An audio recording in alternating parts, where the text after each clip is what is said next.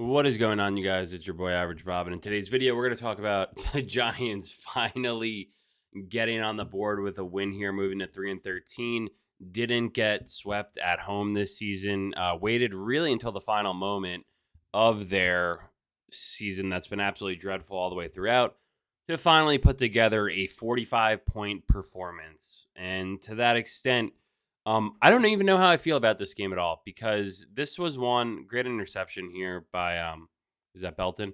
But this is I don't know how I feel about this after last night all the hype with Shador Sanders and Cam Ward, and moving into having a potential top pick in the draft. I really don't know how I feel at this point winning a meaningless game on December whatever 29th or 30th, whatever day it is at this point. All of them get kind of blended together after Christmas and New Year's. But I also am kind of just like flabbergasted or a little bit taken aback. Like, I mean, the Colts are 7-9. They're not that good. Joe Flacco started, right? But like, there were some flashes from Drew Lock. Drew Lock went 17 for 23 for 309 yards and 4 touchdowns. Tyrone Tracy, 20 for 59.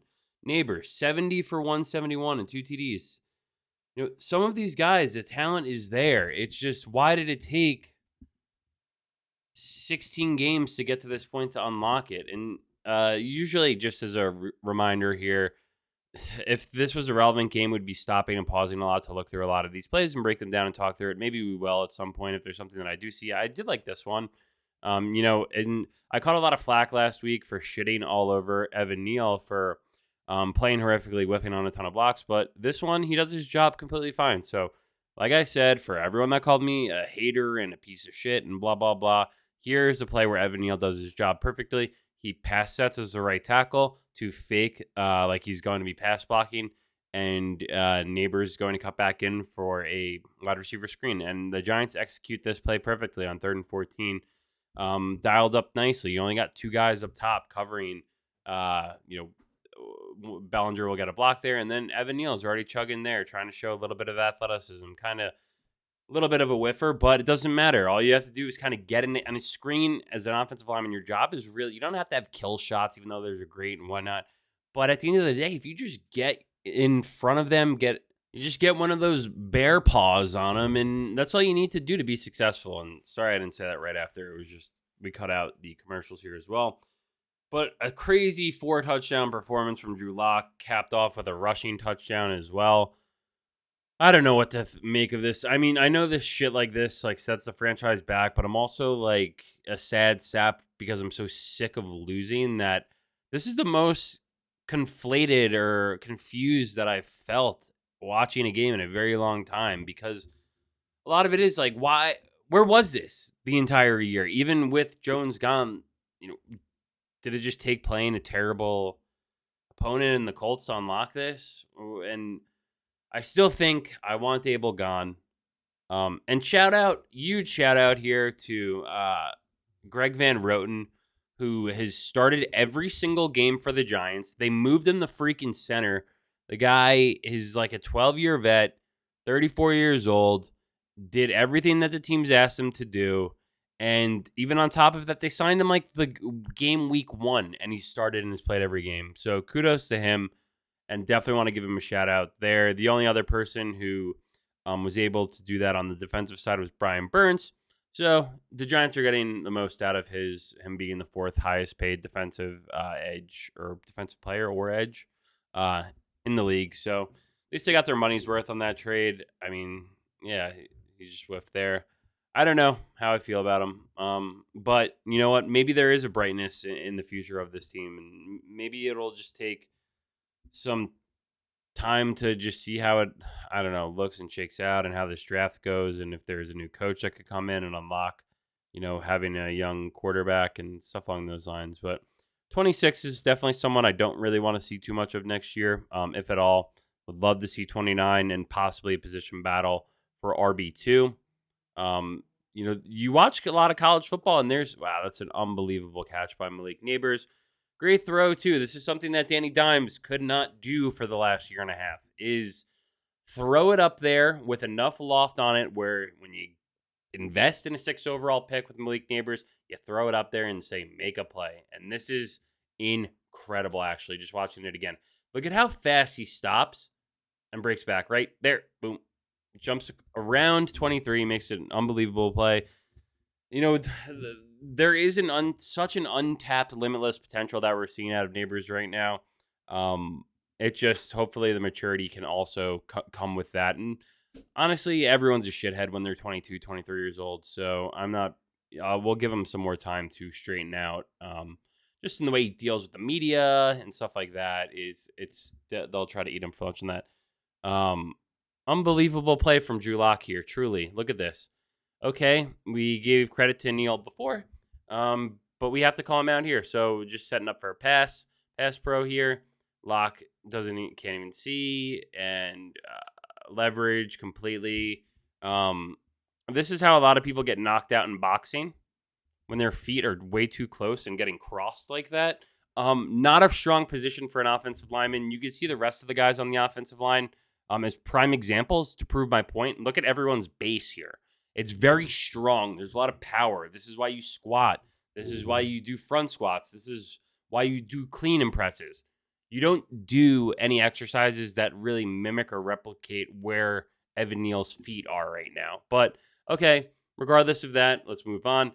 Unbelievable pocket presence here from Drew Lock, stepping up, delivering a dime to Wan'Dale Robinson, who, to his credit, is able to. I mean, this is when you watch the quarterbacks on Jesse Palmer's quarterback camp.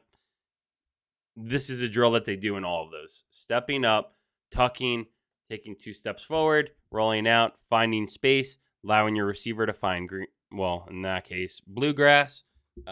And putting it on him so he makes a play and easy touchdown, easy peasy. 21-6. It's just crazy, man. And again, to my point, I just hate losing. I really hate losing. We've been losing since the boat picture. It's been insane. But it would really suck to come all this way, be 3-13. Say you get to 4-13, and then I don't know how it works with the draft order, like tiebreakers and stuff like that. But I did see there's 9 other teams right now that are currently 3-13 or 4-12, right? So if we get to that point where we're tied with, obviously it won't be 9 other teams, because if some of those teams are playing each other next week, I'm not sure who they're playing, but there would be a bunch knocked out. So let's say between 2 through 7, 6 possible teams, right? If the Giants come out with somehow a 5th or 6th overall after this tremendously bad season, we've already drafted there. We've drafted Evan Neal there. We could have taken Thibodeau there. What does that do for us? And good for 87. I have no idea what his name is. I always forget about it. But also thought this was a really cool, when you're watching it live, you're like, it almost looks like a video game replay, right? When they got the, I don't want to say drone, but the wire on the camera on the field. Why am I blanking on it? The sky cam. And you get a cool moment like that. That's awesome. That's cool shit.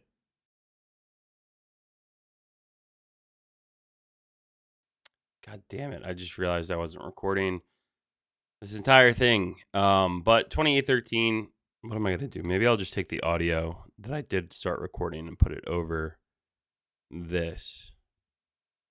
But damn, that was done by me. Jonathan Taylor doing his best job to keep this competitive game. I'm sure if you were a fantasy football player and you had Jonathan Taylor going today, you were looking forward to this matchup of him being 32 carries, 125 yards, 2 touchdowns. But yeah, I mean, now I'm just completely thrown off about any points I wanted to make, because I feel like idiot for not hitting record, but we did do the audio. I thought for sure the Colts were going to come back and win this one. I don't know. It's just been the way that this season has gone the entire year for the Giants, especially Joe Flacco chucking up Hail Marys like this, and Pittman just double covered, making ridiculous catches. And I think he had some better ones too. And Joe Flacco still doing the damn thing. Pretty remarkable. I mean, Goes to show you if you just, I don't know. But now I'm nervous a little bit with how Drew Lock played today. Would he come back next year as a potential option as a backup? I think I've seen enough out of Drew Lock, honestly, to know that I don't want him, because for about half of this season, when we needed him to play well and win games, he wasn't remotely competitive, and neither was Tommy DeVito. So I'm not going to let recency bias of one game change that. And I don't also want that to be the case for someone like Brian Dable, who finally, like, I think they said the 40-something points that they put up today was the most since the memorable shootout between the Saints in 2015, where Eli Manning and Drew Brees were throwing insane touchdowns, which I'll never forget, because one of my roommates had Drew Brees in fantasy, and he wouldn't shut the hell up about every single time he had a touchdown pass. He would go like nuts cheering. I'm like, dude, one, I'm a Giants fan. Two, I bet on this game, and it's an absolute shootout. Could you just stop cheering for your stupid fantasy team? But I digress. So, yeah, fourth quarter, I mean, 28-20, and this game gets to 45-33. Not bad day for over-bettors, but yeah, I'm not a little hook and ladder with, and I don't even know how, let me know how you guys think of Shedeur Sanders and Cam Ward. Cam Ward yesterday came out in the Pop-Tart Bowl after having a record-breaking NCAA collegiate career record for touchdowns. Ooh, another neighbor's catch. Let's just go back to this because this is a touchdown. But let's just look at it quickly. You can kind of see this route that he runs. Just a quick stop, boom. But this is what Neighbor's been able to be successfully doing the entire season, is putting his foot in the ground, getting right up field, and then cooked 44. Look, 44 at 20 yards, just stopping, being like, I'm not coming close. Drew Lock happy. It's a cool moment for him. And then Shedeur Sanders, I mean, by all means, the glazing of ESPN on this Colorado team it's literally insane. I was a beneficiary of this a little bit because I had a Travis. I hate these freaking ads in this guy, and I always blocked him, and he keeps coming. I hate that guy. I wish, if anyone knows how to really block that ad, let me know. But the glazing by ESPN and the national sports media about Colorado is just over the top, and sorry, to my point about being a beneficiary of that, I had Travis Hunter in July. I bet him to win the Heisman at like 50-1 odds. So I was a beneficiary of that. Everyone's saying Ashton Jeanty, I don't know how to say his name, the Boise State running back, should have won, and he was definitely has an argument for that. And I don't, if Deion Sanders and Coach Prime isn't that coach, is Hunter going to win that award? I don't know. Maybe not. But that's the power of the Prime, and the power of the Prime moving forward into draft day is going to be getting his son drafted as probably the top quarterback. And to do one of those gimmicks already was wearing Giants cleats for his game yesterday, where everything that Colorado did was very unimpressive, and people were very irate about the coverage because Colorado wasn't competitive in this game in any way, shape, or form, and even the commentary team wouldn't give any credit to BYU. It just kept talking about Deion, and that's a national sports media for you. They're not going to really dive into the details and tell you what is actually happening.